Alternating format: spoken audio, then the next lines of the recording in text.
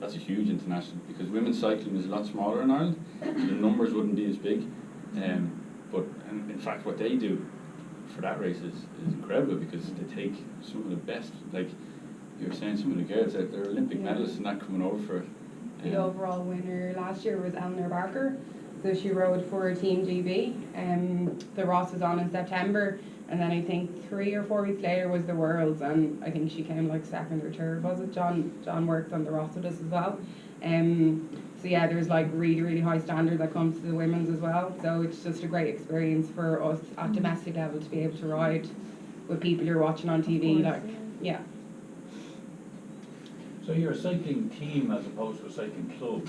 Yes. So how do you maintain the numbers? Do you scout, like, you know, Well, or do you have a waiting list? This is the unique thing about this team.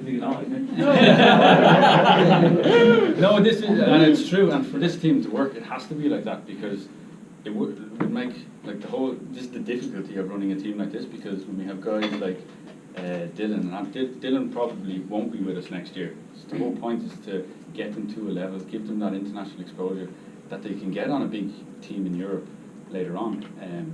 But do you have an academy system or something? So this is what we're going to. I was speaking to Cycling Ireland, obviously about the problem that we had about the 2 guys being selected for the national team, and this is what we're going to have a chat about now over the winter and so on, to maybe set up a system where the guys from junior coming through, that age group of 19-20 is that part where when they move into the under 23 setup, the under 23 setup is 4 years.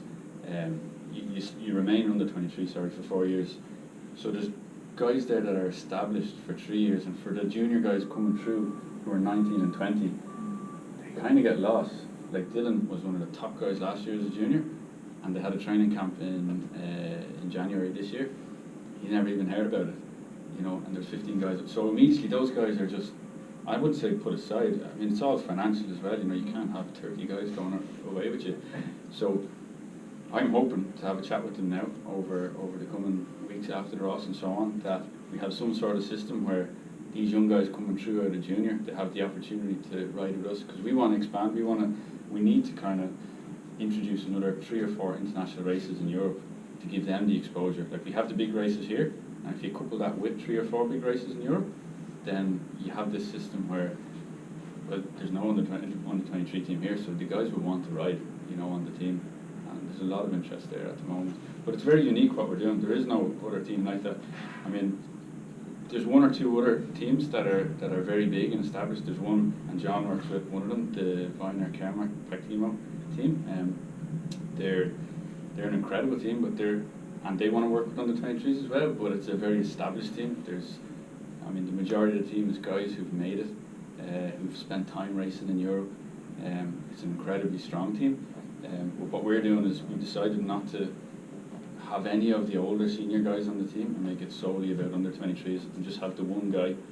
Potentially next year we have a second senior guy just to help them out more in the races, because Paddy obviously can't do every race during the year. But it's about setting up it's establishing, now that we've established the team, it's about furthering it now to get that kind of system, because it is going to be a revolving door when you work with young guys. Whatever goes out, more has to replace it coming in. And we're talking with guys constantly, and it'll be that process of you're constantly in talks with. So what size would your squad be? I mean, in terms of, at the moment it's 12. The way we've tried to focus on is to have 7 really top guys on it, and then to have, you know, maybe another 4 or 5 guys who aren't really there, but show that potential, and it tries to bring them up that level as well. I think it's really important in Ireland as well, not just to go around and pick every best guy that's there, because then you're rocking up the races. Like, it's about development as well. So you have to have a balance in your team. So you have that 50% of the team that's very, very strong, and then you have the other guys that are you know, it's when you're working with young guys, people develop at different rates. I certainly, when I was young, under 16, under 15, I was a little quicker, you know, I no muscle, no anything like that. You've got the health in. I know. As you can see, when I retired. Once I turned junior, I started to develop a lot more, and I had a lot of results internationally. But people don't mature till they're 20. So, and that's one of the really important things about having a team like this as well, because guys, this is where I suppose it's across every sport, when people turn 18, 19, you lose them. It's when you lose really good guys. There was one guy there, Owen McLaughlin, he's good friends with Dylan, really wanted him on the team this year. For whatever reason, he got left out of the Irish team on 1 or 2 races. And again, it's a big squad, people get left out. But when you're left out, there's not much there.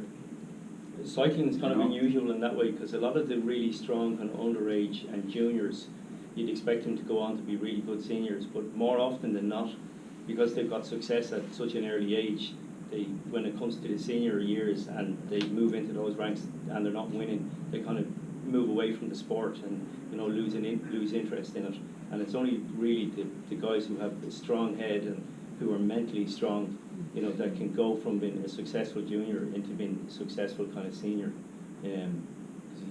Especially with when you're going from kind of 16, 17, 18, they're formative years, like when lads and girls are discovering drink and partying and all that kind of stuff. So it's very easy for them to kind of get steered off in a different direction. Do you have to be a member of a club? I mean, if you're a junior, can you not just go into the senior ranks and cycle in the senior race as an individual or something? You can, if you for had the money or some sponsorship races you could, but all the big races, it's a team enter, and it's a certain category of a rider. You wouldn't enter them alone. We wouldn't be able to enter races like that on our own, like the. Has to be a team. And that's It's why you need a squad, because like if we get 2 injuries, someone gets sick, and you don't have, like the Tour of Vista last week, we missed a guy. If you don't have your 5th guy, you can't start the team.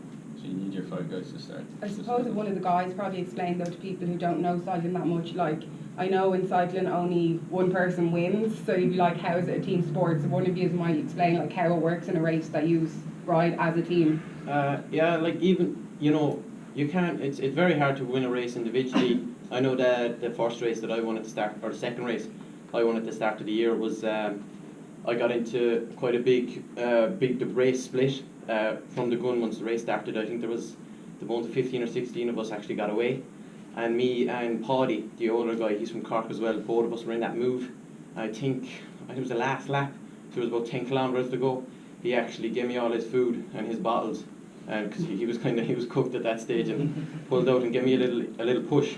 And then the race was over, I went on, and only for his help, like there was no way I was going to win that race, like, Even when you watch the Tour de France, not a lot of people understand. I mean, it can be a little bit of a harsh way to say it, but if there's 9 guys, sometimes it's 8 people's job to literally physically feed the last man, or to give him bottles, or to keep him safe, or to keep him out of the wind. So when you're travelling for 200, 250 kilometres, if you're sitting, just say the first person, it's always much, much harder when you're just sitting in the wind. So it's almost like a truck drafting another truck on the motorway. So it can be, a team has to work together. And the great card that we can now play, that I couldn't play with some of my previous teams, was having strong teammates there. So if you're in a race and you're one person, if somebody maybe leaves you and attacks and you get left behind, it's very hard to do everything by yourself.